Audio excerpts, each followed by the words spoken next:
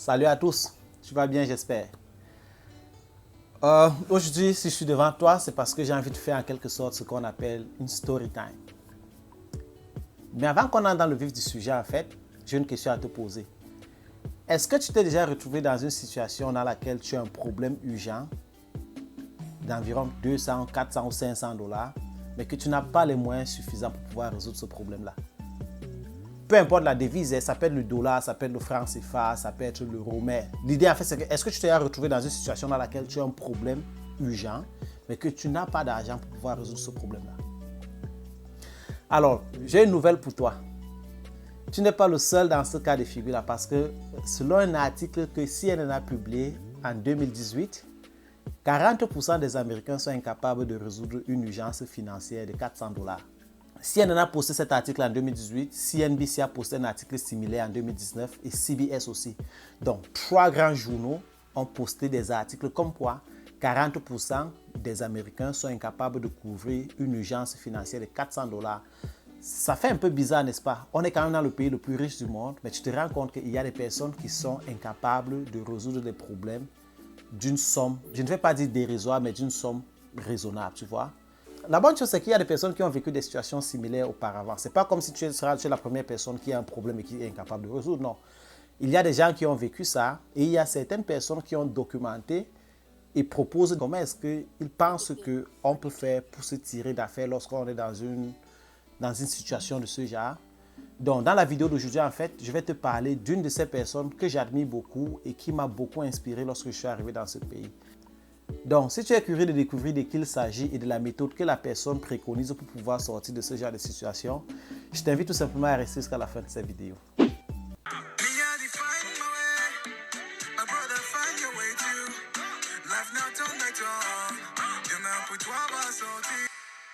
Salut à tous et bienvenue sur ma chaîne. Ici, c'est ton gars Sagacité, la puissance 5, a.k.a. Paulin Tamebou. What? Je viens de dire que a.k.a. Paulin Tamebou, alors que Paulin Tamebou, c'est le nom à l'état civil. Tellement on m'a appelé Sagacité, la puissance 5, si bien que c'est devenu quasiment mon identité. Anyways, bienvenue sur ma chaîne une fois de plus. Je suis ravi que tu sois là. Et puis, si c'est la première fois, n'oublie pas de liker la vidéo, tu t'abonnes à ma chaîne et surtout, tu partages le contenu avec des personnes autour de toi. On ne sait jamais, gars, ça peut aider quelqu'un. Ou alors, ça peut faire en sorte que quelqu'un tombe sur cette vidéo et la personne m'apporte 1 ou 2 conseils qui vont me permettre de devenir quelqu'un de meilleur. Donc, on ne sait jamais. La bonne chose, c'est que c'est gratuit, quoi. Si tu partages la vidéo, là, on ne t'envoie pas une facture à la fin du mois que 10 $ pour avoir partagé le contenu de Paulin Tamebou. Comme je disais précédemment, 40% des Américains sont incapables de résoudre un problème de 400 $. C'est quand même bizarre en fait, tu vois le genre, on est dans le pays, on est au States, tu vois, on est aux États-Unis, le pays où lorsque tu es hors d'ici, tu vois uniquement ce pays comme étant le pays où tout est bon. C'est vrai que chaque pays a le bon et le moins bon, tu vois, mais il y a des choses que tu ne t'attends pas à vivre aux États-Unis ou bien à entendre des États-Unis. Qu'aux États-Unis, il y a des gens qui n'ont pas de domicile, qui dorment dans la rue, tu vois, les trucs de ce genre. C'est des choses que lorsque moi j'étais en Afrique, je ne m'attendais pas à des trucs comme ça des États-Unis. Le story time en fait de la vidéo, c'est que tout récemment, enfin, je pense il y a 3 mois, je vais au lunch avec un ami. Donc, il travaille à côté de chez moi. Je vais au lunch avec lui. Et puis, on est supposé se revoir en soirée pour jouer au tennis. Donc, lorsque lui rentre au boulot, moi je sors, je fais 1 ou 2 courses là, vite fait. Et j'arrive quelque part, je gare ma voiture dans un magasin. D'ailleurs, c'est une vieille voiture en passant. Donc, il ne faut pas qu'ils disent que la voiture, on va se dire que c'est une voiture de luxe ou quoi que ce soit. C'est une vieille voiture là. Mon ami là en question, il m'insulte tous les jours de vendre la voiture là, que c'est le bois. Alors que ça me permet toujours de partir d'un point A à un point B. Et ça, c'est le plus important. Donc, j'arrive dans le magasin, je gare la voiture, je suis dans le store, je fais mes courses. Lorsque je sors, je démarre la voiture ne démarre plus. Donc, tu te rends compte qu'il y a 10 minutes avant, la voiture démarrait et fonctionnait normalement. Mais je sors, je la démarre et la voiture ne démarre pas. Et ma tête commence à chauffer parce que c'est une dépense que... Et je rappelle que ça, c'est la période pendant laquelle je suis en chômage. Donc, c'est la période de confinement. J'ai perdu mon boulot avant. Donc, il n'y a pas de revenus qui entrent. Et je me rends compte que, waouh, la voiture, si ça ne démarre pas comme ça, je vais faire comment? Donc, mon gars, après son boulot, il sort, il vient, il regarde la voiture. Il connaît un peu des trucs dans les voitures, quoi. Il regarde, rien. Donc, c'est où on contacte l'un de ses amis qui est mécano et il s'occupe de la voiture. Et la voiture elle a coûté, pour faire la réparation de la voiture, j'ai dépensé 350 $. Donc, tu te rends compte que je reste chez moi, je suis en chômage, je n'ai pas d'argent. Et du jour au lendemain, la brouette que je conduis pour me déplacer d'un point A à un point B décide de ne pas démarrer. Et je dépense 400 $, je dépense 350 $ à l'immédiat comme ça. C'est-à-dire que ça, c'est une dépense imprévue. Donc, pour rejoindre l'article publié par CNN et CNBC, c'est que 40% des Américains seraient incapables de résoudre une situation similaire. On te dit que si tu vois 10 Américains en route là, il y a de fortes chances que 4 Américains parmi eux ne peuvent pas résoudre un problème de ce genre. Ils seront obligés de faire recours à un crédit pour financer la réparation, par exemple, de la voiture, vu que c'est une dépense immédiate. Alors, comme je disais, grâce à un monsieur que j'écoute très régulièrement, et j'ai commencé à l'écouter lorsque je suis arrivé aux États-Unis, j'ai pu me mettre dans la zone des 60% des Américains qui sont capables de résoudre un problème de 400 $. Et ce monsieur, c'est tout simplement Dave Ramsey. Donc, si tu vis aux États-Unis, tu as probablement entendu parler de Dave Ramsey au moins une fois. Si tu n'as pas encore entendu parler de lui, lave tes mains, le corona est dehors. Non, plus sérieusement, si tu écoutes Dave Ramsey, ça va te donner un mindset pour une bonne gestion des finances personnelles. C'est vrai que naturellement, les Africains, on est quand même un peu mindful de la façon avec laquelle on dépense parce qu'au-delà de la vie qu'on mène ici, il faut faire déjà des économies pour pouvoir soutenir la famille qui est restée sur le continent. Donc, écouter Dave Ramsey, en fait, ça va te donner des idées sur la gestion des finances personnelles. Comme je disais, Dave Ramsey est beaucoup plus connu pour son livre The Total Money Makeover et ses fameux 7 baby steps tels que tu peux voir affichés sur l'écran. Et aujourd'hui, on va s'attarder sur le baby step number 1 et le baby step number 3. Et puis le baby step number 1, c'est de tout simplement de garder 1000 $, d'avoir 1000 $ de emergency fund. Et emergency fund, bien évidemment, en fait, c'est une somme d'argent qui peut te permettre de résoudre un problème urgent, un problème auquel tu n'étais pas préparé, tu vois. Prenons par exemple le cas de la voiture et c'est exactement ce qui s'est passé dans mon cas de figure. Parce que j'écoute Dave Ramsey depuis environ 5 ans, j'ai compris à un moment donné qu'il fallait mettre en application ses recommandations lorsqu'il s'agit de faire de la gestion financière. Je ne dis pas que je suis à la lettre tout ce qu'il dit parce qu'il y a des choses qu'il dit qui, je trouve, que ne marchent pas avec mon contexte. Dans chaque fois que quelqu'un te dit quelque chose, tu prends ce qui est bon, qui va te permettre d'avancer.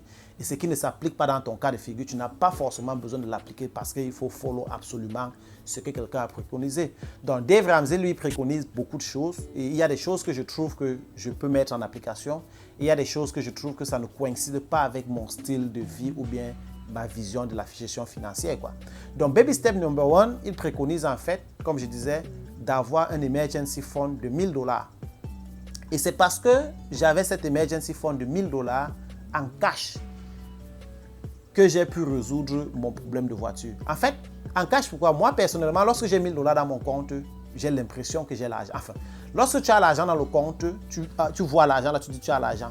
Mais lorsque le cash, par exemple, les 1000 $ que tu as en cash, que tu as placé quelque part, c'est 1000 $ que tu oublies. Tu sais que c'est là, mais tu l'oublies parce que tu ne le vois pas constamment. Et donc, lorsque tu as un problème urgent, tu peux utiliser cet argent et résoudre le problème et le remplacer plus tard. Donc, Dave Ramsey, baby step number 1, $1,000 emergency fund. Et c'est un emergency fund qui doit être en permanence, qui doit être toujours là. Donc, tu as un problème, tu utilises ça pour résoudre le problème, tu le remplaces. Donc, la raison pour laquelle j'étais capable de résoudre mon problème de 350, mon problème de voiture, sans toutefois attendre assez longtemps, c'est parce qu'en réalité, j'avais constitué cet emergency fund de 1000 $ que Dave Ramsey préconise là. Donc, dis-moi ce que tu penses de ça. Si tu as déjà entendu parler de Dave Ramsey, dis-moi si tu penses que ça make sense d'avoir 1000 $ de emergency fund.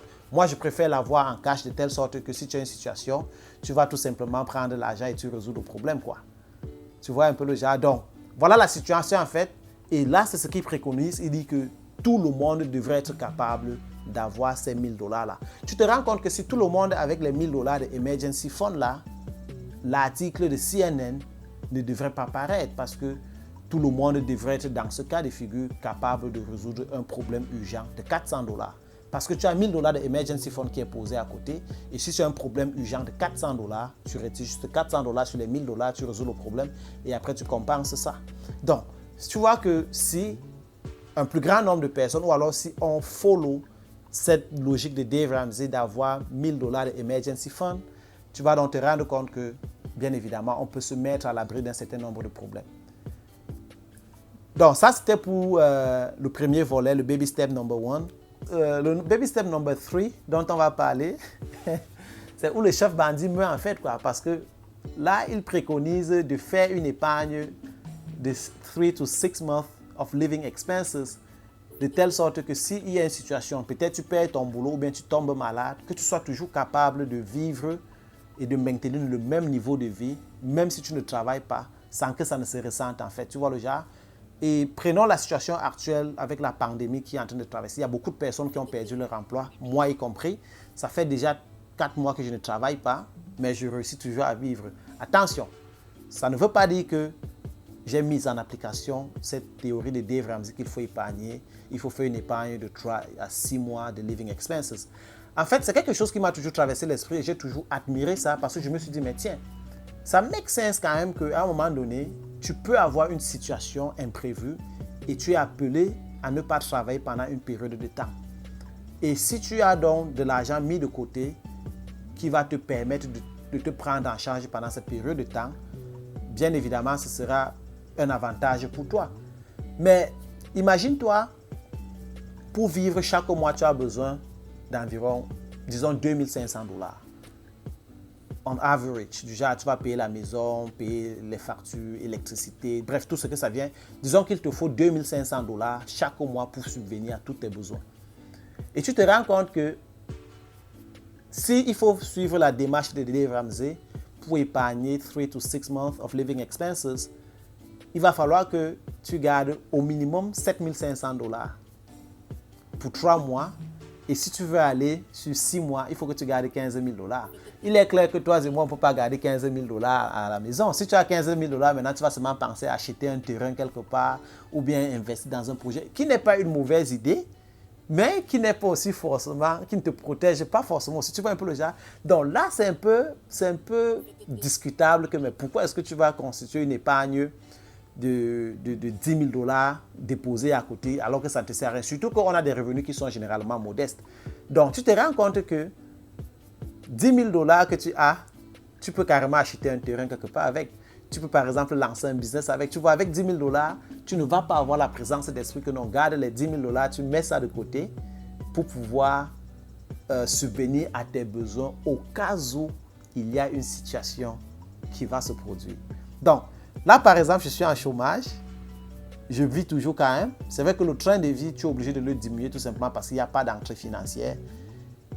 Ben, c'est où tu te rends compte que la préconisation en fait de Dave Ramsey par rapport à ce emergency fund de 3 to 6 months of living expenses n'est pas forcément mauvaise. Pour les Africains, quand même, pour nous, il faut qu'on se dise la vérité. C'est quand même compliqué de mettre 10 000 dollars de côté sans être tenté de faire un investissement peut-être dans un projet en Afrique ou quoi que ce soit avec. Tu vois le genre? Peut-être pour les Européens ou les Américains, tu vois, ils sont chez eux, ils n'ont nulle part où aller, donc ils peuvent facilement mettre ce genre d'argent de côté. Mais nous autres là, mon frère, easy. Tu vas vouloir, il y a toujours quelque chose qu'on peut faire avec l'argent. Tu vois, on est toujours en train de vouloir, on a toujours besoin d'argent pour faire quelque chose. Donc, peut-être avec notre culture et d'où on vient, notre background, le baby step number 3 est discutable. Mais en fait, je voulais le point out pour que tu comprennes en réalité que c'est ce que des experts en finance préconisent. Et je voudrais avoir ton avis en fait par rapport à ça parce qu'il est clair que tout ce qu'on lit ou bien qu'on entend des personnes qu'on admire, ce n'est pas forcément des choses qu'on met en application. Donc, je voudrais que tu me dises en fait ce que tu penses de ça, du emergency fund en général. Que ce soit les 1000 dollars de emergency fund du baby step number 1.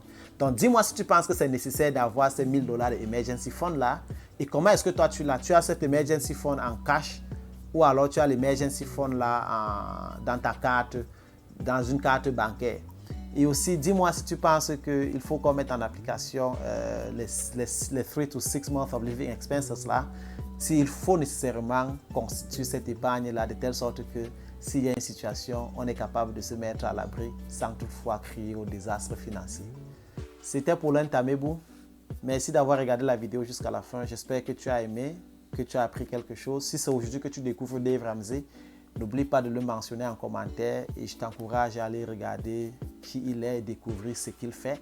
Ça peut te donner une idée dans la gestion des finances personnelles. C'est vrai qu'à la base, nous, on est les calcul plan, tu vois, donc on calcule toujours. Mais il y a des petits détails financiers qu'on néglige, peut-être parce qu'on ne comprend pas trop comment la société américaine fonctionne ou alors la société occidentale de façon générale. Bref, va le découvrir. Si c'est qu'il peut t'apporter quelque chose de plus, ce sera bien. Et puis, si tu peux trouver quelque chose de plus là chez des personnes autour de toi, c'est toujours ravissant. Le plus important, en fait, c'est que on ne fasse pas partie de la statistique des 40% de personnes qui sont incapables de couvrir une urgence financière de 400 ou 500 dollars, tu vois. Il faut qu'on fasse partie de la statistique du nombre de personnes qui sont capables de se prendre en charge lorsqu'ils ont un problème de 500 dollars ou de 1000 dollars qui arrive. Porte-toi bien, on est ensemble et on se voit à la prochaine vidéo. Bonsoir.